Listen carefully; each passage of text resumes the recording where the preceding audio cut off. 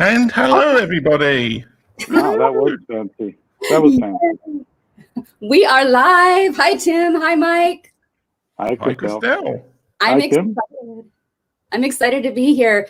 We're going to do something a little different to start. I've asked Tim to introduce himself. He does some neat things in social media world. He's an author. And we have Mike Phillips here with us as our guest today, who is both a therapist and author and healing the online world in some ways.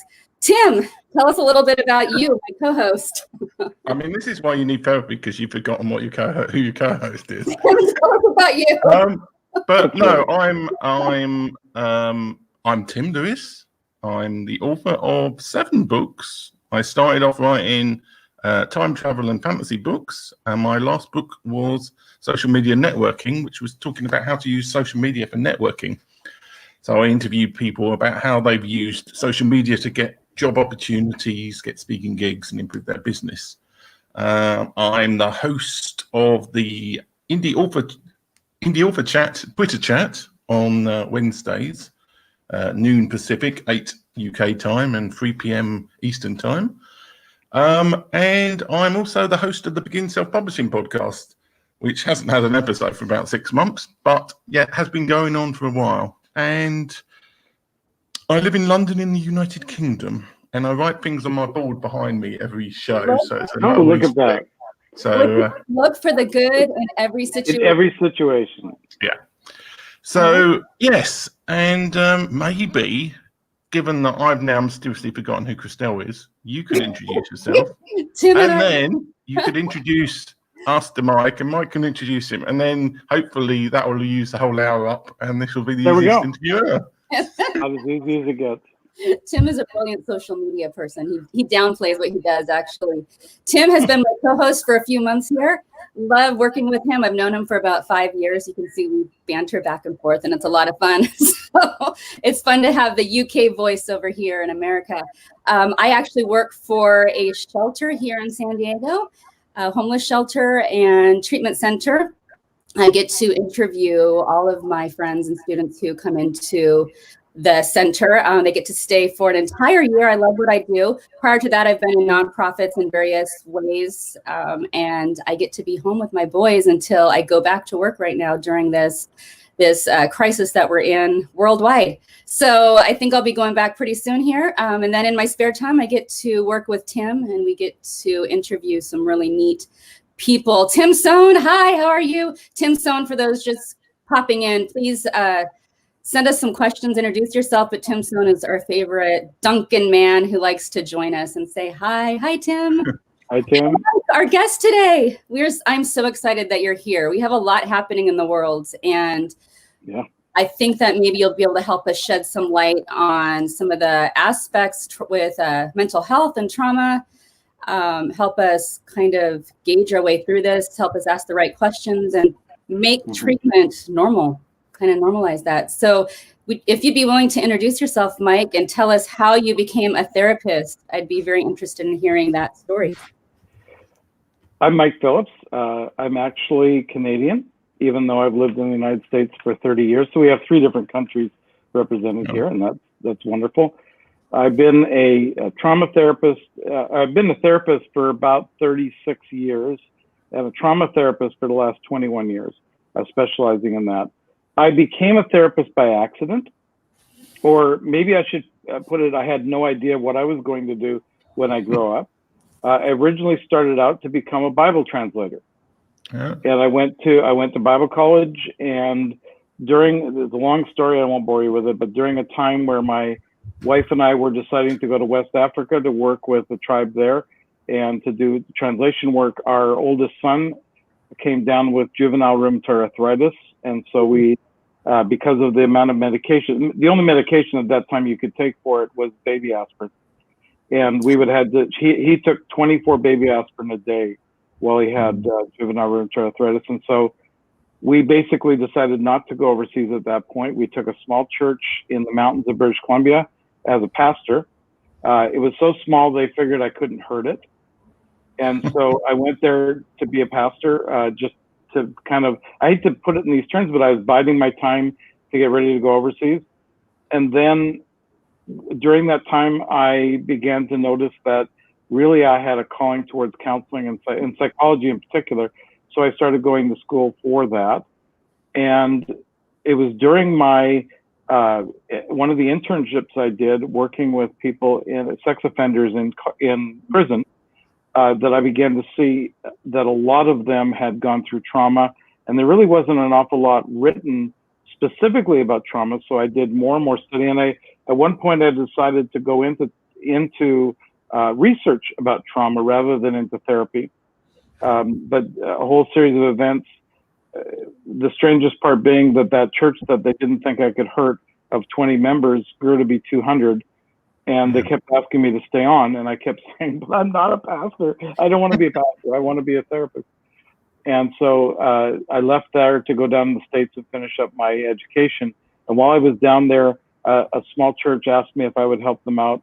They were very traumatized by some things that happened. I began to work with that church, and that church of about 50 members grew to about 700.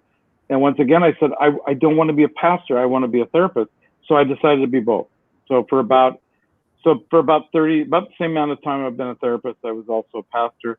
And about 5 years ago, I decided, as I've been trained to be a trauma therapist, working with people who have been traumatized, specifically sexual trauma, but also physical trauma, working with people in church situations who had gone through religious trauma. I began to realize that I just had to make a break from being a pastor. So 5 years ago, I stopped being a pastor and I went into therapy full time. So we live in California, in Sacramento, the capital, and that's who I am. I'm also Christelle's therapist. Brave to bring my own therapist on, huh? You are. I'm analyzing you the whole time. You know that, right? He's analyzing me. What is she actually? So how did how you feel about that, Christelle? No. Yeah. Well, I'm going to ask a similar question, but not quite that.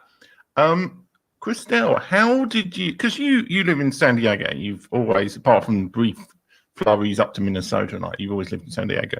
How did you end up finding a therapist in Sacramento, which is kind of the other end of California? Yeah, this is a really good question, because Mike actually has clients, I want to say at least nationally. He can answer that better. But I had been through trauma therapy because of my own traumas. We've discussed a few of those on the show. And I had been through trauma therapy for just under a year some time ago. And during the crisis and during the lockdown, I started to feel myself go kind of back into old patterns, and I started feeling myself sink. And I knew I did not want to sink again. I didn't have time. I don't have time to go back into some of those triggers and depression. And I realized this is a journey for everyone. So I don't want to negate depression and anxiety and all of that, but I started to feel myself sinking again. And I do have CPTSD based on long-term abuse and traumas. And so I just knew I needed to reach out. So I found Mike because he is quite active in Twitter. I know quite a few of his clients. I had been watching him for some time. He shares his own story quite openly. That's important to me. Anyone who has been through trauma, who has PTSD, CPTSD, we may not trust who our therapist is. So we may kind of watch and want to feel safe if that's at all possible. It's not always possible. So I saw Mike. I had been referred to him by a couple other of his clients who said he was incredible. I kind of watched his own story. I watched what he shared on Twitter, and I said, okay, I'm going to jump. And here we are. And it's been amazing. I've already had breakthrough that I didn't even realize we could do like that. Things that I had worked on with my other therapist, I had no idea that we could have that breakthrough. Mike gave me the tools to be able to do it in some ways. And I'm going to ask Mike about this specifically because I'm not as good at explaining what things like EMDR is and IFS. Okay. But first, Mike, can you tell us what exactly is trauma? Well, we've got a comment on here, actually. What is CPTSD? Yeah, Tim wants to know what CPTSD is. So maybe we can define what trauma is, and then we can answer that. When the brain feels overwhelmed, it goes through a series of physiological processes to protect itself. And essentially, those processes we call trauma. That's the simplest way. It's the brain's way to protect itself. And what are some examples that might bring that? Let me rephrase this. What are some examples of trauma? Because I think the misconception is that trauma is always something massive, and it is. But what are some other examples? It is to the person. It is to the person. Yeah. Exactly. So trauma, every person experiences trauma differently. We don't know why that is. We don't know why one person finds a scene traumatic and another person doesn't. You can have 4 children, for instance, grow up in the same household with the same parents, primarily with the same situations happening, and 2 of them experience trauma from it and 2 of them do not. And we don't know why that is. Or all 4 may experience trauma, but only 2 of them have PTSD from it. And so a lot of that brings in other elements. But you're asking what kinds of trauma there are. Primarily, trauma is a perception that a person isn't safe, that their body isn't safe, that their mind isn't safe, that their relationships are not safe. So it can be sexual, it can be physical, it can be emotional. A person may not find that their relationships are safe. They may not find their parents are safe, or their kids, the other kids at school are safe. Or they may find that the people that they live with are going through trauma themselves. We call that secondary PTSD. This is very common, for instance, with families where someone has been a soldier in a war situation and they come home and the person in the war situation is experiencing PTSD, primary PTSD, but the family members also begin to experience secondary PTSD as they hear the stories, as they witness the breakdowns. That gives them a sense that they're not safe around this person who is not feeling safe. You can have PTSD from being treated over a long period of time, treated poorly by a spouse, by an employer, by friends. You can, if somebody has a narcissistic partner, somebody with narcissistic personality disorder, that can make the person feel very unsafe because they're always being told that they're crazy or that they don't know what they're talking about. So those would be examples of it. Right now, people are struggling with trauma. I would say, I don't know the percentages, but I would say the majority of Americans right now are struggling with PTSD, with trauma, not necessarily PTSD, but with trauma from the COVID virus and also probably just from watching the television. Yeah. Can you go into that a little bit further? Because I think some of our viewers are going to be interested in trauma as it relates to the current crisis that we're seeing in our nation with the aftermath of course, the George Floyd murder. Right. How is America experiencing trauma? So anytime we look at the situation and we say to ourselves, I don't feel safe, that's actually just an acknowledgement that trauma has been there for a while. By the time your conscious mind is able to say, I don't feel safe, the autonomic or the subconscious parts of your brain, either one of those, has already determined you're not safe. And so you may have reactions like you have no energy, you can't get up in the morning when you normally could, or you may find you can't sleep at night. So you may get what we call fight or flight reactions. That is, you have angry outbursts, or you don't want to be around other people. You can even get it from constantly watching the news, as I said. We learned this in the first Gulf War. It was called CNN syndrome, where people were watching CNN 18 hours a day. And they got to the place where even after they stopped watching, they would be awake for another 2 hours with all the images of and even though they are not in the Middle East, their brain didn't feel safe because they saw images that said to them, the world is not safe. So right now we have people looking at images of looting or of rioting or policemen knocking someone over, or whatever the particular viewpoint that they're coming from is, and they're saying, that's in my city, or that's in a city 2 hours from here, or that's in our nation, and it's coming after me. Even though those conscious thoughts aren't there, the subconscious parts of the psyche are saying that. So what they're experiencing is trauma. Now, not everybody who has trauma has PTSD. Post-traumatic stress disorder is a constant state where even when things are not seemingly dangerous, the brain never shuts off its sense of danger. That's PTSD. Mm, mm. Have you seen an increase of clients or trauma in your own practice with both things that our nation is dealing with and worldwide with the coronavirus and the current events? Have you seen an increase? Absolutely. And so I keep an active roster of clients, and I also have a roster of clients who graduated out, because my goal as a trauma therapist is not to keep people in therapy. I have no reason. Trauma therapy is a little different than maybe some other therapies. We try to graduate people out, not quickly, but when they feel safe enough to graduate out. And so we go through a process like that. But so I have a lot of graduated clients who are contacting me again, who are saying, I need a checkup or I need to check in. And so I would say my client load, which was fairly consistent before the COVID virus showed up, it has now greatly increased into the place where I don't really have enough hours in the week. And that's true of almost every therapist in America right now, maybe in the world, I don't know. So just to backtrack a little bit, Tim, you asked me how I met Mike. I actually do my therapy online. So that was very important to me. Once I realized I found someone that I trusted and is very healthy and is very open with how he even talks about therapy, I'm able to do it online. So it's been beautiful. And so other clients can reach out to him. I don't know what his hours are like, if he has any openings, but highly suggest Mike, and he comes highly recommended by others. Tim, if you don't have a question, I have some more for my. Well, I feel I have to say a question now.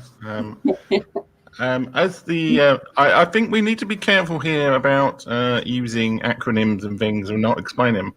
So was it you had CPTSD? Is that what's the difference between CPTSD and PTSD, which is, I know, it's post-traumatic stress disorder? Would you like me to answer it or Christelle? Mike, okay. Mike, so answer. CPTSD stands for complex post-traumatic stress disorder, and it's hard to define it. I mean, it is defined, but it's hard to define it in just a couple of sentences. But if I could do that, I would say it's a number of different types of trauma that have compilated over a period of time. So often we see that with children who grew up in situations where parents were not necessarily violent or sexually assaulting them, but it was every day or several times a week there was some type of trauma. And after a while, that kind of damage to the brain is much more complex. And that's why we use the word complex. But it can also be true in marriage, when a person has endured constant ridicule or a sense of being, like I said before, being called crazy all the time, when they've undergone sexual assault in marriage, which unfortunately is more common than people know. What happens to the brain is it goes through a series of changes that, even if you do what we consider straightforward PTSD therapy, somebody with complex PTSD does not respond as easily as the person that has PTSD does. So essentially, it's a more complicated and pernicious form of PTSD. Mm-hmm. And what are the treatments that you use, Mike, specifically in therapy for both CPTSD and PTSD? Well, I use two. There are many other therapies today, but I use two. The first one I consider to be the absolute standard for PTSD therapy is called EMDR, which stands for eye movement desensitization and reprocessing. And that's a long word. Could I take a minute to describe why EMDR works? Yes, please. Yeah. Okay. Please. So when a person experiences significant trauma, more than just perhaps, it's hard to say run-of-the-mill trauma, but then when they experience extreme trauma, the brain tries to protect itself. And it does it by shutting down a little organ in the very center of the complex part of the midbrain called the hippocampus. The hippocampus has a number of functions, excuse me. But the primary one is to allow the left and right hemispheres to communicate to each other. Because each hemisphere does different things, even though there's overlap. When the hippocampus shuts down, the way we remember something changes. Mm. When you go through a memory with your hippocampus fully engaged, you create what's called explicit memory. That is, you're able to follow it like a story. You're able to go from beginning to middle to end. But when the hippocampus shuts down, the various details are stored just like they would be when the hippocampus is engaged, but it's stored on the left and right side, and the two sides don't talk to each other. Mm. We call that implicit memory, or threads. These visual or auditory or what your body experienced, they're all there, but you have no way to reprocess, no way to go back in and look at them and say, oh, this is what happened, this is what that meant, et cetera, et cetera. What EMDR does, and it does it through a number of different functions, is it forces the hippocampus to engage while you're going back and reprocessing a memory. It would be as simple as if I was meeting with a client like Christelle, I would just move my fingers back and forth in front of her eyes. And as she's doing that, then she would relate a memory where there was some trauma. And as we're going through the trauma, we would take those various threads that were in the implicit memory, and they would, as the hippocampus engages, they would begin to blend together.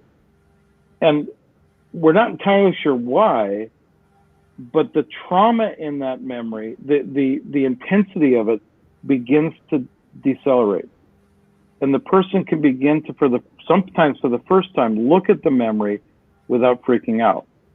And so the first therapy that we use is called EMDR. Sometimes you have to do the same memory 2 or 3 times before all of the trauma is processed. And then you can move on to another memory. And so that's the primary thing that I do. The other one is called IFS, and it's kind of the follow-up to EMDR. At least I use it that way. I think there's some IFS therapists that would disagree with me on that. It stands for Internal Family Systems. And Internal Family Systems is simply a way of saying that throughout our life, we become a multiplicity of parts in our brain. And those parts were all created at various times because as we're growing up, we ran into situations we didn't think we could handle. Mm-hmm. For instance, somebody makes fun of us at school, and maybe in first grade we have a big nose and everybody notices, because it's amazing how kids notice differences in first grade, and so we're made fun of.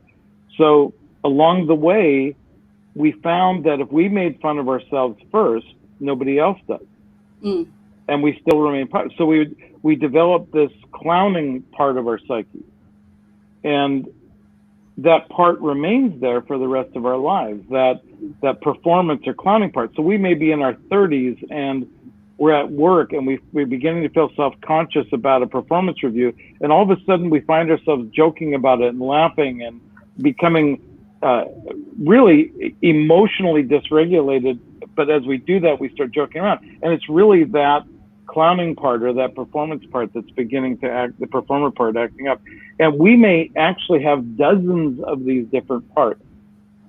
When somebody has trauma, these parts also become traumatized. And because we have trauma, they don't trust our core self, which is really the part of us that makes decisions. They don't trust us because we let them down during those times of trauma. So during IFS therapy, we get to know these traumatized parts, and we get the internal family to work together better than it was before. So, that's a simple way of putting it, but it tends to work really well. What does EMDR and IFS stand for?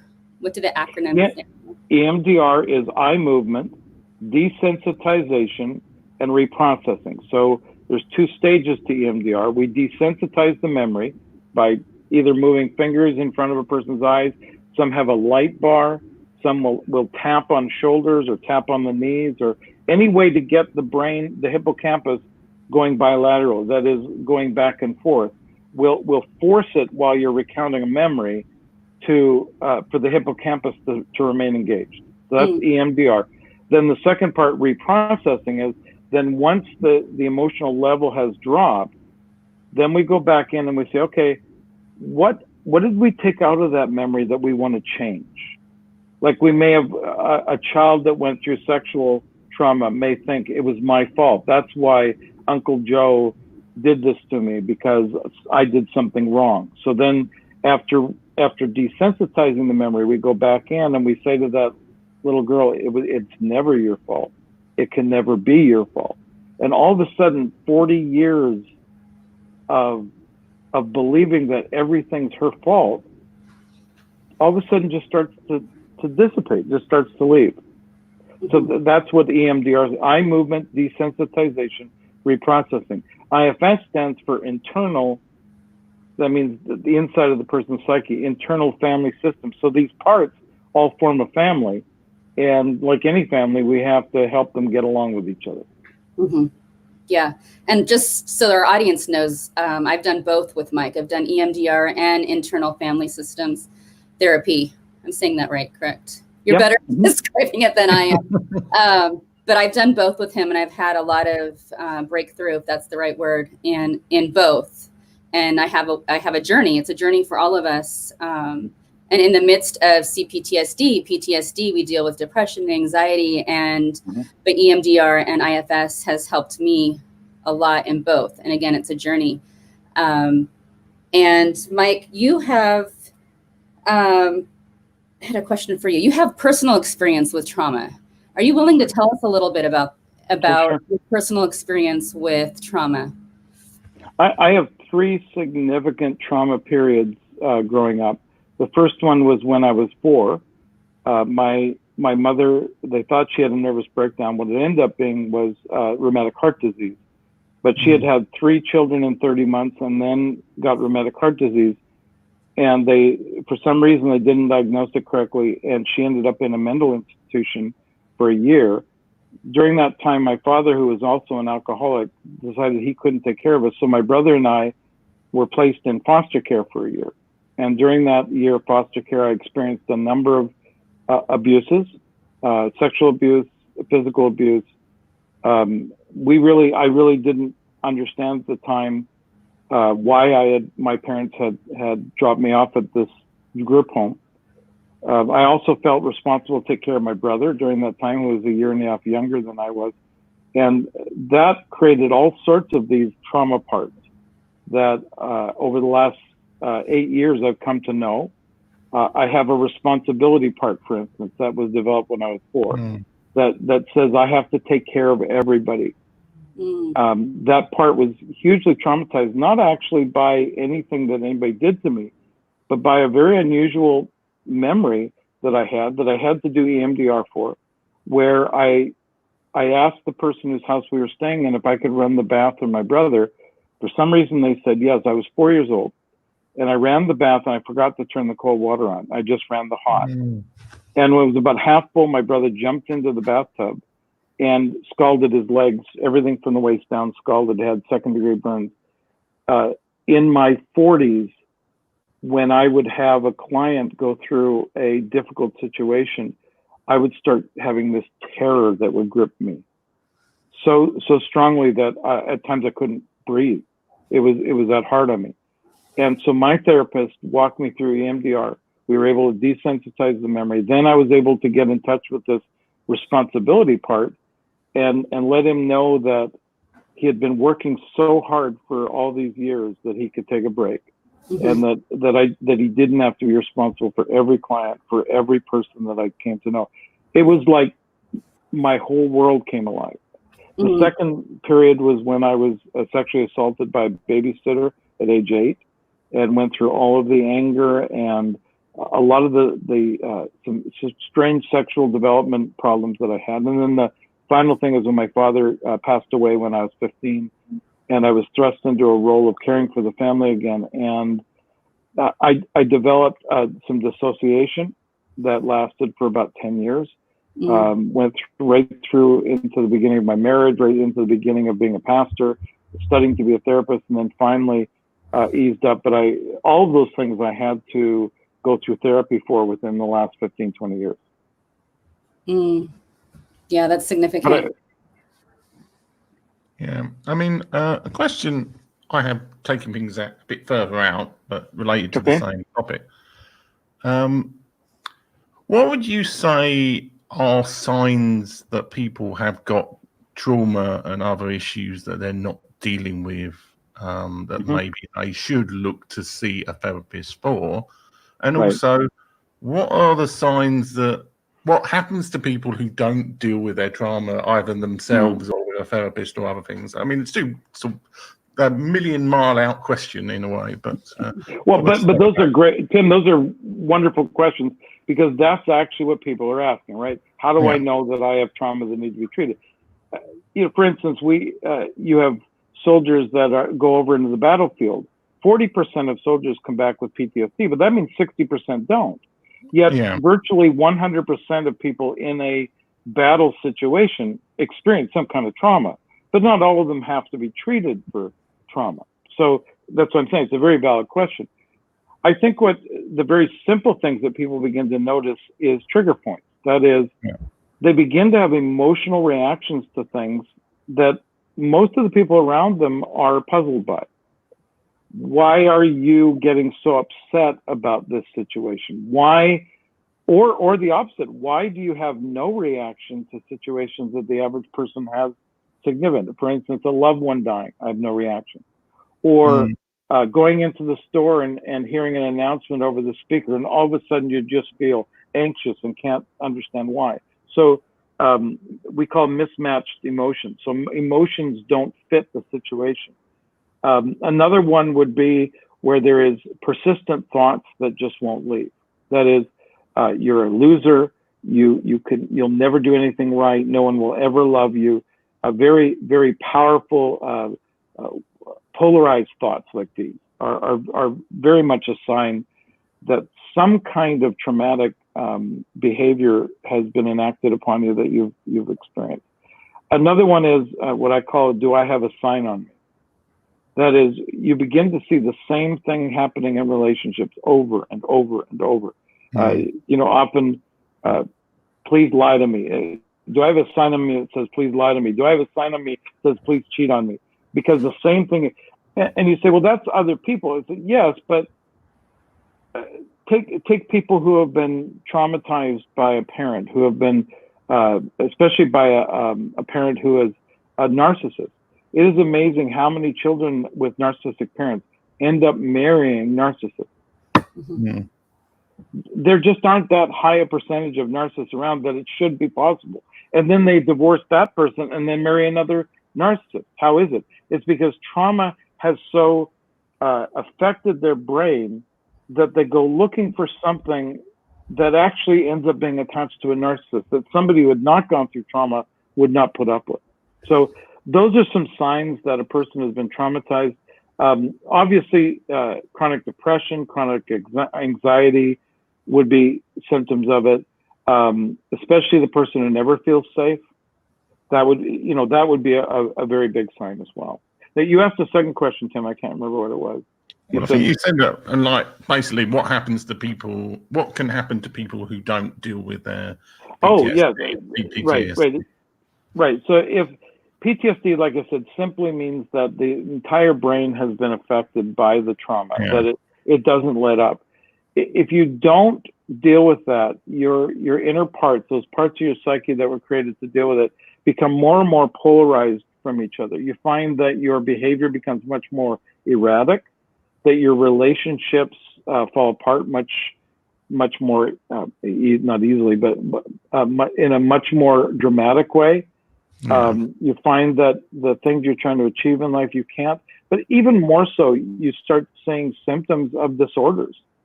Many times people with bipolar disorder, who are at least diagnosed with bipolar disorder, chronic or generalized anxiety disorder, many of the disorders really trace their origins back to trauma, untreated trauma.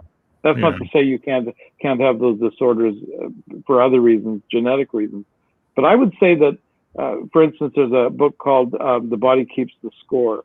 Wonderful book. Came out in 2014 by Dr. Vanderkolk. And he says that he believes that over 50% of affective behavior disorders are probably caused by untreated trauma. I don't think he's wrong either. And another, I mean, it's very easy with these things to end up using jargon that people haven't necessarily heard of. But a term that people have heard of but don't necessarily understand is narcissism. I mean, this is something that really only in the last year or so, people have mentioned narcissism, and you actually end up finding out that narcissism is pretty common, and also is a lot more varied than what necessarily people publicly think in the public eye. So maybe you could describe briefly what narcissism is and why it's it's a personality trait. There is a personality disorder for narcissism, but I think there is narcissism that's less than that. But if you could kind of try and as your best to describe it briefly. Well, I think you've hit the nail on the head, Tim. It's a continuum. There are some people who are a little bit narcissistic. That is, they see things constantly from their own point of view, and they refuse to see it from other people's point of view. So we might call that person self-absorbed. Or another person might go a little bit further, and they actively promote only themselves to the detriment of other people. So we would, they would be self-centered, or you may go a little bit further and find somebody who actively hurts other people. That is, they just have a kind of a string of people. They like to do things to other people to make them feel inferior to them. We often see those in certain professions, unfortunately. But then you get somewhere between 2 and 4%, or maybe 5%, depending on what study is done, of people that we actually consider to have disordered thinking. They have what's called narcissistic personality disorder. This person is characterized by any number of 8 different qualities, but one of the ones that we notice right away is that they believe that they're always right. They believe that the world must attend to them, that they have the right to treat anyone any way they want to in order to get what they want. They also believe, however, that what they feel in a situation, what they believe about a situation is right, and therefore anyone who disagrees with them is victimizing them. So interesting enough, even though many people become their victims, narcissists actually believe they are everybody's victim. They're constantly complaining about how everybody treats them badly. People with NPD, it's believed, I don't know if I completely believe this, but it's believed by a lot of therapists that they cannot feel the pain of other people. I don't know that that's true. I would say it this way. I think they can feel the pain of other people. I just don't think they care. I think they see that their need and their need to be right, especially, is overarching over what anybody else might experience from the way they treat them. And that's essentially, so you can get, like I said, anywhere from somebody who just is self-absorbed to somebody who actively seeks to destroy other people for their own purposes. And you can see how much that can damage a world. Professions that attract narcissists, the entertainment industry, I think that's probably an obvious one. But here are some that aren't as obvious. Business executives, pastors, surgeons especially, but doctors often score very high for people with NPD. Police officers, people in military leadership, not necessarily a soldier, but people who rise up in the colonel or above. Each of these professions is well known for having a higher percentage of people with NPD. A study done by Daryl Pools in Canada a couple of years ago, perhaps not a really well done study. It probably needs to be redone. And I apologize, Daryl, if you hear about this, but it showed that upwards of 25% of pastors showed significant signs of NPD, or at least some of the signs of NPD. I don't think that means that 25% of Canadian pastors have it, but it shows a lot of and you can see why that would be a profession that people would go into, because you are trusted, you are believed, you have authority over other people, and so it would attract a number of people who would like to have that kind of authority over others, and that's what people with NPD like to have. Okay, so as my layman's hat on, we've talked about narcissism, we talked about trauma and PTSD. And now, obviously, you're a trauma specialist, but what other kind of, well, I'll say mental disorders because that sounds terrible, but what other issues in the mental health world do you think are not being talked about enough that are important apart from narcissism and trauma? Well, for a long time, I really believe that anxiety was treated with medications. And by the way, I'm not against treating with medications, but I think the number one treatment for anxiety was medications. And we have a lot of medications for anxiety, and probably everybody listening to this, if they've ever had extended anxiety, has taken it. But we need to see that perhaps anxiety is not as much a mental problem as it is a solution. We use anxiety and fear are not the same thing. There are certainly phobias. There certainly are fear-based disorders where the person cannot let go of fear. But I don't think those are the same as anxiety. And so this is one qualification I believe that's only beginning in the last couple of years to be made, that there's a huge difference between fear and anxiety. Anxiety is the brain's desire to anticipate what's coming before it happens, so that we can be ready for it. There's a wonderful book I would recommend called How Emotions Are Made by Lisa Feldman Barrett. And in that book, she says in the book, and she has good validation for it, that 80% of our thought processes, our cognitive thought processes, are given over to prediction. Predicting what's just about to happen or what will happen in the future. So if that's the case, then anxiety, rather than being a disorder or being a problem, is actually a very creative solution that we've developed to get us ready for all the things that are coming. The problem is if you attach anxiety to something like trauma, then it plays too big of a role in the person's life. And I believe that's why trauma therapy and other parts therapies are so significant in helping a person embrace their anxiety instead of saying, I want it to go away. Who would want the ability to predict what's coming next to go away? I mean, even walking down a sidewalk, being able to say, oh, there's a break in the sidewalk, I don't want to turn my ankle. I mean, we do that without even thinking about it sometimes. We're constantly scanning the horizon. Or if you're dating someone, say, you know what? I've seen this in a relationship before, and I don't think I want to do it again. Or maybe I should ask them about it. So I really think that that's a big one. The second one that I think is just becoming aware of, and I will probably make a lot of therapists angry, but I say it when I teach on this, is I believe that we need to go away from the standard approaches we use for marriage therapy. I think the standard cognitive behavioral approach for marriage therapy is two people meeting with a therapist. And let me tell you why I don't believe this is effective.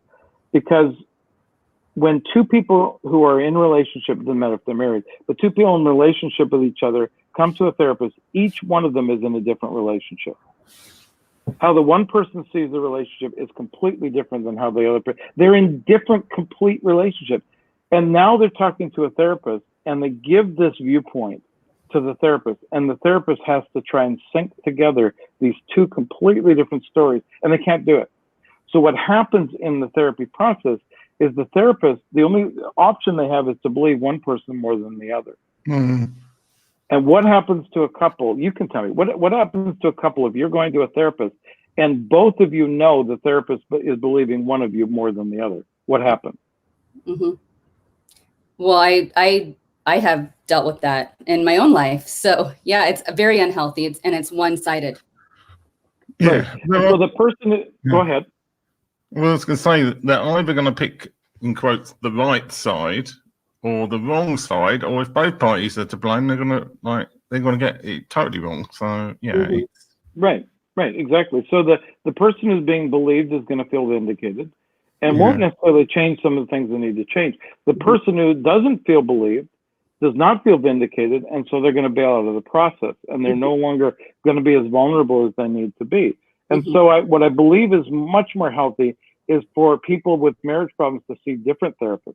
ideally, if they can afford it, to see different therapists and to say, here's what I'm struggling with. And when a therapist doesn't have to see the spouse, they can say, okay, as a therapist, let me tell you what I believe you should be working through. And I think that a lot of the, excuse me, a lot of the statistics will bear up that couples who do it that way have a much higher level of success than those who try to do a three-way counseling process. Yeah.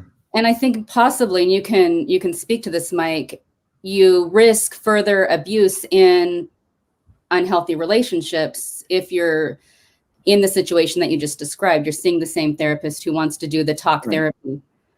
Right. Well, take an example, somebody married to a narcissistic personality. The narcissistic personality are some of the best at love bombing people. I can tell you, I sit with other therapists and they say, yes, I even know this person's a narcissist, but I can't help liking them. They are just so likable when we're in the counseling process. Charming. And they're very charming. And as long as the therapist believes the charm, they'll keep going to the therapy. And then the other person feels like they're going crazy. This person in therapy is not the person I go home with. And it doesn't work. It doesn't work at all. Now, the problem, of course, with somebody with NPD, with narcissistic personality, is that generally, unless they've got an audience, they don't want to go therapy anymore. Unless they've got somebody believing them and trusting them, they're going to bail from in the counseling process. And that sounds cynical, but this is what I found in almost 40 years of doing therapy. Narcissists do not like therapists. Yeah. Yeah. Where is the hope? Wherein does the hope lie with mental health challenges, whether it be what we've talked about before, PTSD, CPTSD, we're in an NPD type marriage? Where is the hope, Mike? Give us some hope. Where can we find hope? I didn't think it was that good. The beautiful part is that I think more than any other time in history in the last 15 years, maybe, so many new and effective therapies have been developed that are much more streamlined to specific therapeutic problems. It used to be one size fits all type therapy approach. Yeah. It's no longer that way. Even to the medications themselves, it used to be that in the 60s and 70s and even into the 80s, most drugs were just a broadcast type of effect and had so many side effects. Now, with so many, we have medications that only do one very specific thing, and therefore they have very few side effects to them. I mean, even the things, a lot of your people watching this would have heard of serotonin reuptake inhibitors, like Zoloft and Prozac.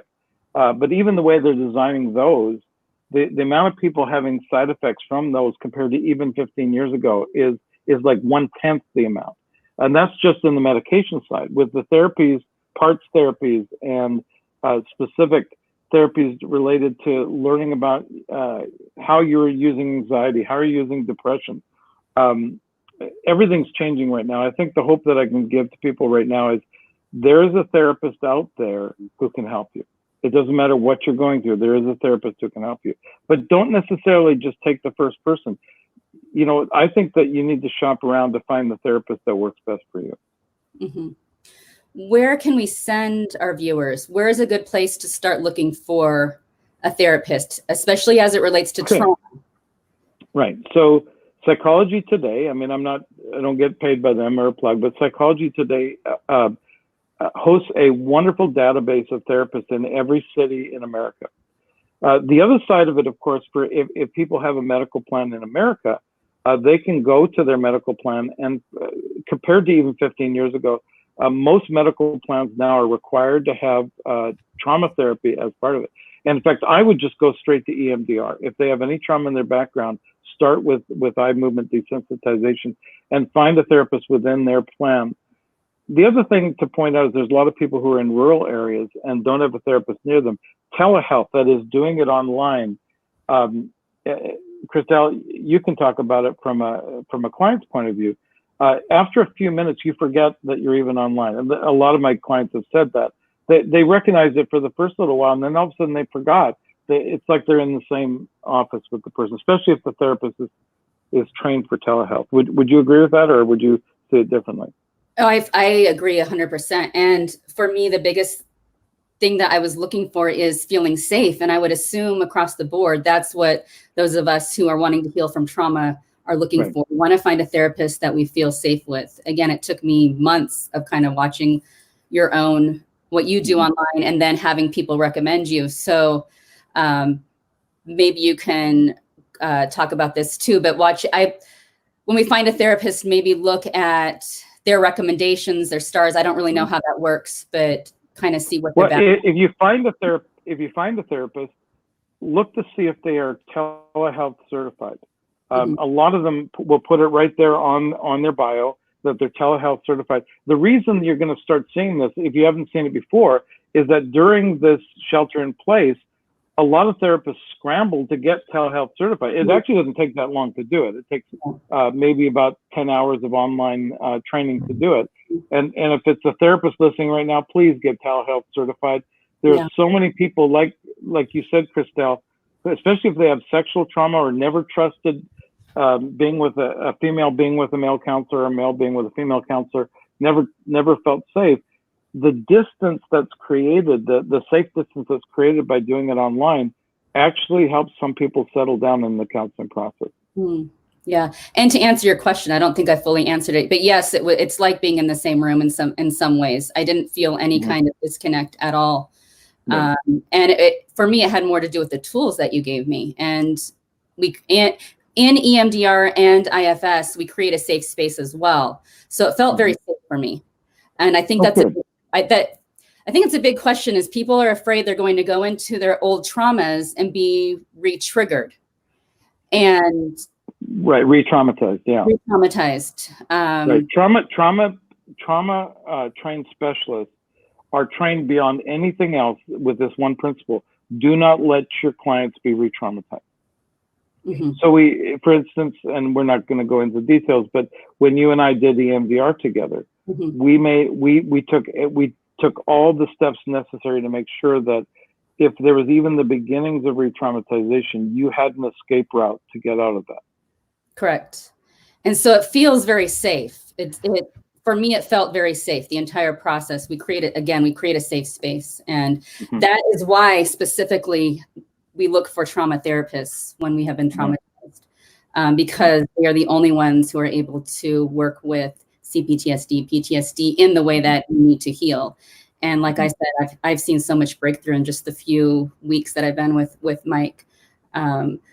Mike, I think I have one last question, then maybe Tim will have some more questions. I'm not sure, but are there some books that you might recommend for the audience to read in this capacity? I know you've suggested a couple, but. Right, so let me reiterate the one. It's probably the one that's being recommended by trauma therapists all the time, and that's The Body Keeps the Score by Dr. Bessel van der Kolk. What he does is he collects all of the work that's being done by trauma therapists and by trauma researchers especially, and puts it all together in one volume.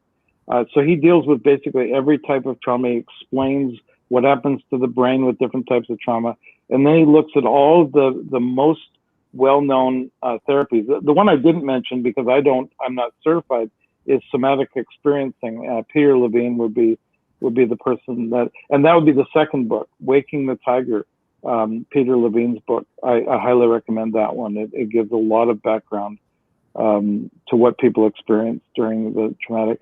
Plus, there's one I'm reading right now, Healing the Fragmented Selves of Trauma Survivors by Janina Fisher. I'm going through it for the third time. We were talking off the air about it. It's unfortunately for me, it's like 9-point font, and I'm having to struggle with my old eyes on it, but it's a good one too. So those would be the 3 books that I would recommend. I've been looking them up I'm trying to look them up on Amazon so I can paste them into the notes later. Awesome. I was gonna ask one of these silly questions that people ask, but what kind of people would you say aren't a good fit for you in terms of people with trauma? Who would you think would be better with a different counselor? That's a great question too. Somebody who really needs instruction on basic living skills on basic relationship communication skills. So really, if you look at it, there's two types of therapists in a broad sense.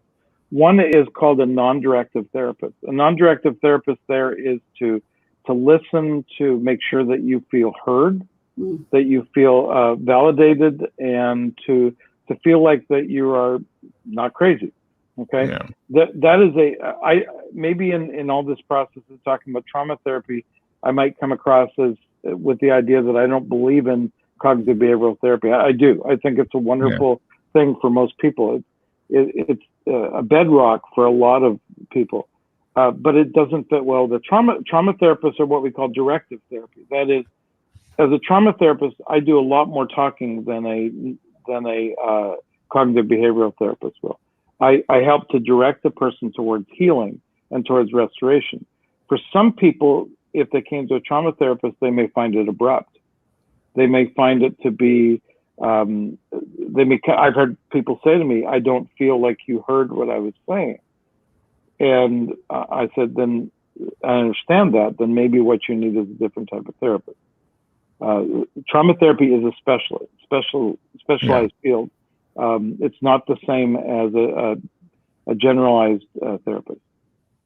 So I think also somebody perhaps that has affective disorders like schizophrenia probably would not be a good fit, because non-trauma related affective disorders like schizophrenia and some bipolar disorders, type 1 bipolar disorder does not work well with trauma therapy.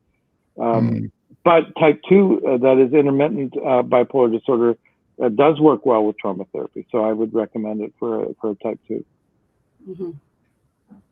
Okay. And another totally off the wall. You can see I didn't play my questions in the slightest, but where do you see mental health as a profession going in like the next 20 or 30, 50 years? I mean, what are the major advances your crystal ball? Where do you think where do you think mental health is going? Okay, so there's probably 3 different areas, and I'm asked this question a lot. The first is what we call microdosing, and microdosing of hallucinogens. So there's a lot of different studies that are getting now to the stage 4 studies, that is using humans in the studies, using compounds like MDMA. What's the other word for it? Ecstasy. It's ecstasy. Psilocybin, magic mushrooms, ketamine, and others. Substances in order to bring, but using them in microdoses. So not getting the person stoned, but getting them to the place where we can actually flip the switch for their brain, especially with chronic depression, chronic anxiety. We believe that the brain gets stuck in loops, in chemical loops, and hallucinogens, which are non-habit forming, have been shown to have great power to do that, especially psilocybin, the magic, which is it comes in a number of different forms. That's the first thing that I think we're seeing. The second thing we're going to see is telehealth, the ability to have people. Christelle, you mentioned that I do a lot of therapy. In fact, 3/4 of my therapy now is online. I have clients in 7 different countries right now. So one of my biggest challenges is time zones. I have one client in Australia, another one in the Netherlands. I have another one in Serbia, and so trying to get the different time zones worked out, but it works fine. I mean, we're able to figure that out. But I think telehealth frees up the therapist to not have to be part of a clinic any longer, to not have to do a lot of the bookkeeping that they used to do. The computer has made it really simple. I can do the software I use. For instance, I can take my notes as we're going. And Christelle, this is how the sausage is made. You don't even know I'm taking notes, do you? While we're meeting. No, I don't know he's taking notes, but you also keep track of, for example, IFS. You're keeping track of my internal family systems, which is helpful to be aware of for future progress. So exactly. Right. Yeah. You're going to hold up pages of notes at the end of this interview. Look at all. Here's the proof that I was. Here's the proof that I was listening. Yeah. No. The reason that's important with IFS is because if I tried to do my notes even a day later, there's so many details that I would miss. So with telehealth, I mean, it used to be we had the notepad and we would write all these things down, and yet with this, I'm able to keep eye contact with you on the screen while still taking notes. And so I think telehealth is one of the third thing, Tim, and maybe this is the most powerful, is that so many of the leading voices in psychotherapy now are going back and they are challenging all of the foundational principles of psychotherapy. And by doing that, we're now actually creating new therapies that are based more on best practices and on new evidence rather than just old Freudian assumptions and perhaps, Skinner's ideas. We're now going on the latest science can show us what actually is going on in the brain. So I think that's huge. And I think we're going to have basically a cornucopia of new therapies that are going to be developed to treat not only broadly trauma, but specific types of trauma. Each one will have its own type of therapy. I believe that's what's coming in the next 20, 30 years. Yeah. That's exciting to me. It is. And that's hopeful. And I think some of the reasons that we don't reach out for help is because we think there's no hope and we're too far gone. And everything you've said in this whole broadcast has been very helpful and hopeful, and there is healing possible. And like I said, I'm willing to say my story because I want people to go faster than I did, Don't wait 40 years, 50 years. It's so simple to reach out, and it is hard. But once we make that step, if one person sees this interview and thinks, oh, maybe I'm suffering from trauma, and then they go, and then it's worth it. I mean, that's the whole thing about very much media of any kind. Absolutely. Absolutely. I have a number of clients who have gone on. I have a number of clients who have gone on to become trauma therapists over the years, and to me, that is the most exciting part of what I do, is to see that because they got help, they're now helping people, and I think that's a validation of the process. Yeah, and I find it really interesting, Mike, that you came from a pastoral background into trauma therapy, and I commend you for that. That's amazing. And I would love to see more of that in the spiritual world. So, yeah. I agree. I think a lot of pastors would do so well, even just to become trauma informed. They don't necessarily have to become trauma therapists, but just to take some courses on trauma, to read Dr. Vanderkook's book, and even that, and to I have I won't say how many, but I have a number of pastors who are my clients. And we sit down and we go through their trauma, even from being pastors and going through trauma with churches is huge.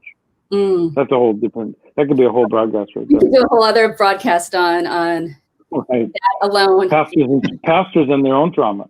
Absolutely. Yeah.